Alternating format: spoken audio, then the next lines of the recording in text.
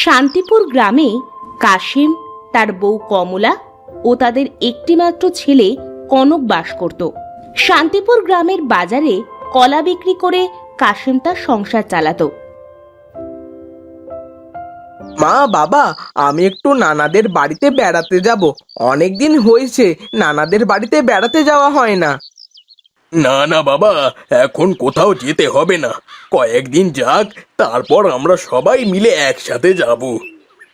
আহা, যাক না, অনেক দিন হলো বাবা মার কোনো খবর পায় না। আমাদের যেতে যেতে কত দেরি হবে কে জানে। ও গিয়ে ঘুরে আসুক, তারপর না হয় আমরা যাব। এরপর কনক তার নানা বাড়িতে চলে যায়।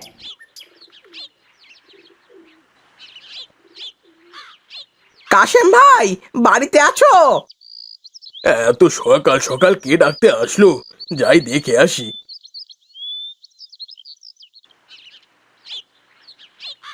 কি হয়েছে গো ভাই, সকাল সকাল কি মনে করে? আমার জমিতে কিছু কলা বিক্রি করার মতন হয়েছে, কলাগুলো দেখে যেও। ঠিক আছে, আমি খাওয়া দাওয়া করে আসছি, তুমি ঘন্টা দুয়েক পরে জমিতে থেকো। ঠিক আছে কাশেম ভাই, তাড়াতাড়ি এসো, আমি সময় মতন জমিতে চলে যাব।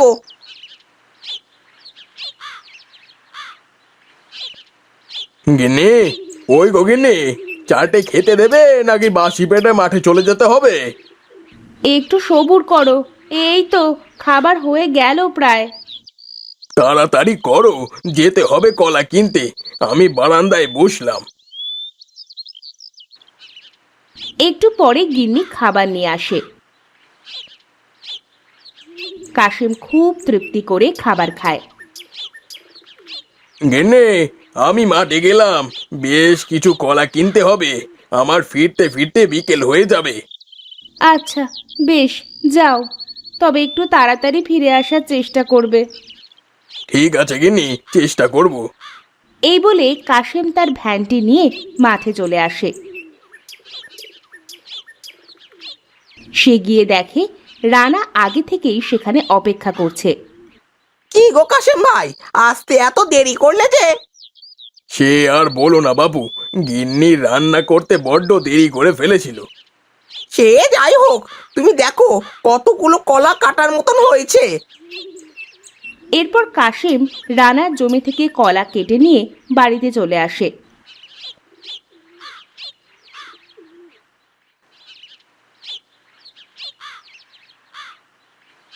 কই গো গিন্নি, এক গ্লাস পানি দাও। হ্যাঁ গো, এই নাও পানি। তুমি তো গরমে ঘেমে গেছো, বারান্দায় এসে বসো, আমি বাতাস করে দিই। না গো গিন্নি, এখন আর বসার সময় নাই, আমি পুকুর থেকে স্নান করে আসি। তুমি কয়টা ভাত বেড়ে রাখো, আমি এসে খাওয়া দাওয়া করে কলাগুলো মহাজনের বাড়িতে দিয়ে আসতে হবে।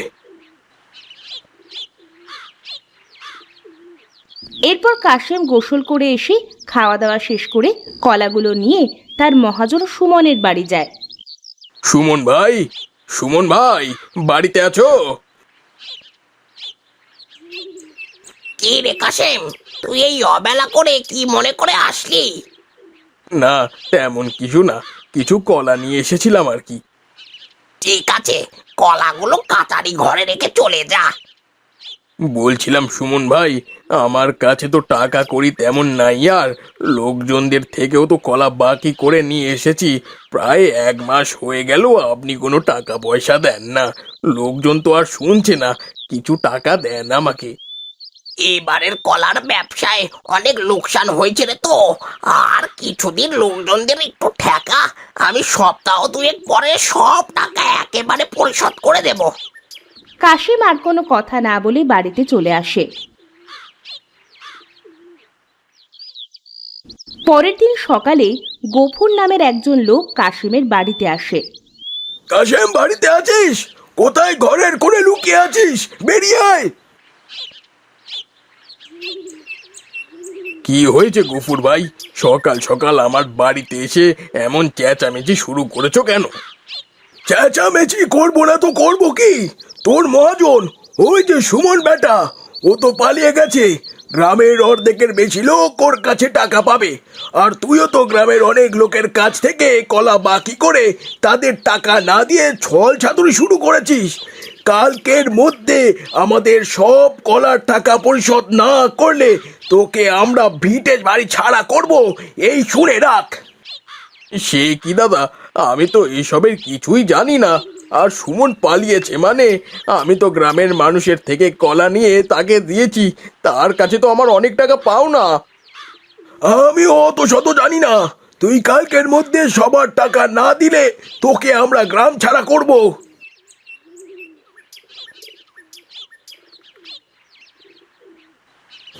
এদিকে কাশিম চলে যায় সুমনকে খুঁজতে।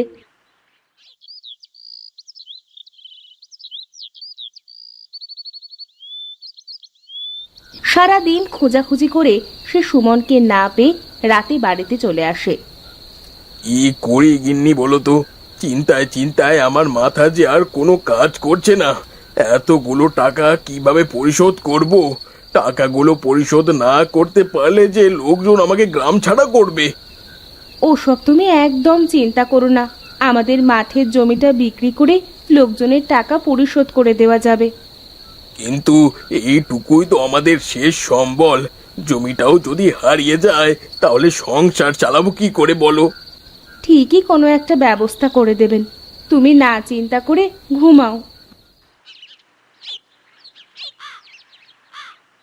পরের দিন কাশেম তার মাঠের জমি বিক্রি করে সব পাওনাদারদের টাকা পরিশোধ করে দেয়।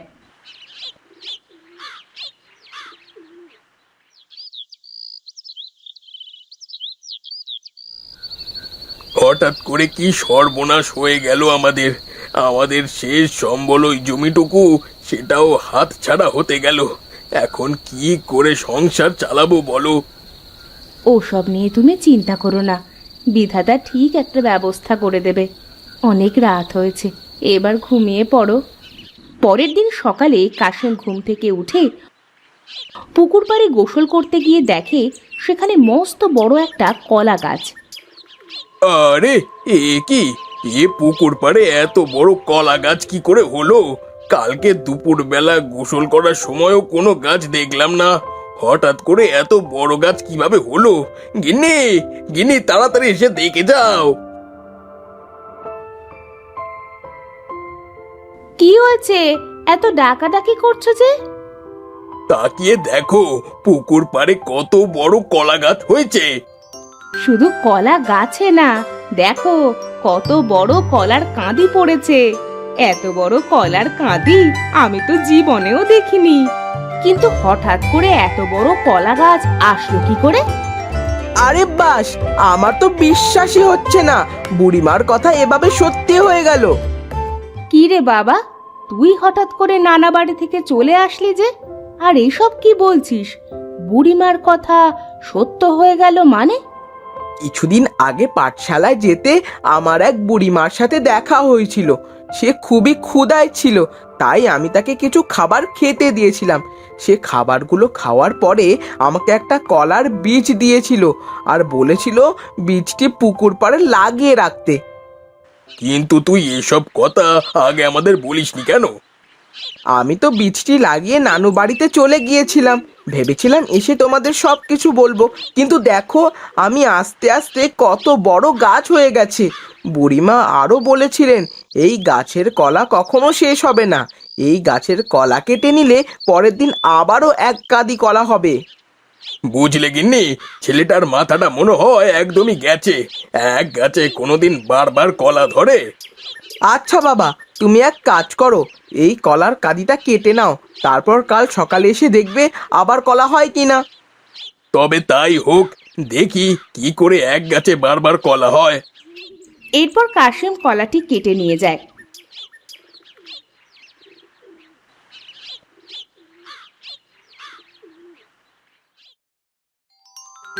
পরের দিন সকালে কাশেম আবারও পুকুর পাড়ে এসে দেখে গাছে আরো এক কাঁদি কলা হয়েছে। এরপর থেকে কাশেম প্রতিদিন গাছ থেকে এক কাঁধে করে কলা কেটে বাজারে বিক্রি করে সুখে শান্তিতে বসবাস করতে থাকে।